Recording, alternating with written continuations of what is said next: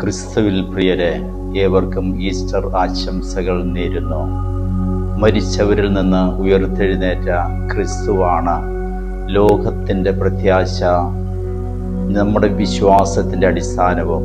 വിശുദ്ധ പൗലോസ് അപ്പോസ്തലൻ കൊറിന്തോസുകാർക്ക് എഴുതിയ 1-ാം ലേഖനം 15-ാം അധ്യായം 14-ാമത്തെ വചനത്തിൽ ഇപ്രകാരം പറഞ്ഞിരിക്കുന്നു: ക്രിസ്തു മരിച്ചവരുടെ ഇടയിൽ നിന്ന് ഉയർത്തെഴുന്നേറ്റില്ല എങ്കിൽ ഞങ്ങളുടെ പ്രസംഗങ്ങൾ വ്യർത്ഥമാണ്, നിങ്ങളുടെ വിശ്വാസവും നിഷ്ഫലമാകുന്നു. അപ്പോസ്തലന്മാർ ആദിമസഭയിൽ ശക്തിയുക്തം പ്രഘോഷിച്ചത് മരിച്ചവരുടെ ഇടയിൽ നിന്ന് ഉയർത്തെഴുന്നേറ്റ ക്രിസ്തുവാണ്.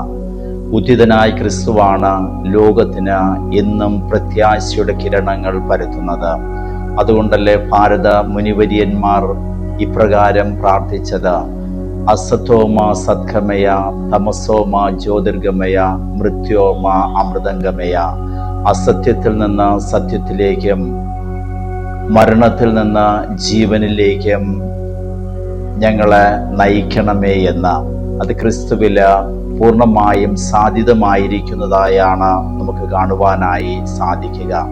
ഈ ഉത്ഥാന മഹോത്സവം ആഘോഷിക്കുമ്പോൾ വിശുദ്ധ പൗലോസ് അപ്പോസ്തലൻ റോമാക്കാർക്ക് എഴുതിയ ലേഖനം 10-ാം അധ്യായത്തിലെ 9-ാമത്തെ വചനം പറഞ്ഞിരിക്കുന്നത് പോലെ യേശു ക്രിസ്തുവാണെന്ന് ഹൃദയത്തിൽ വിശ്വസിച്ചുകൊണ്ട് അവിടുന്ന് മരിച്ചവരുടെ ഇടയിൽ നിന്ന് ഉത്ഥാനം ചെയ്തു എന്ന് അതരം കൊണ്ട് നമുക്ക് ഏറ്റുപറയുന്നവരായി മാറാം.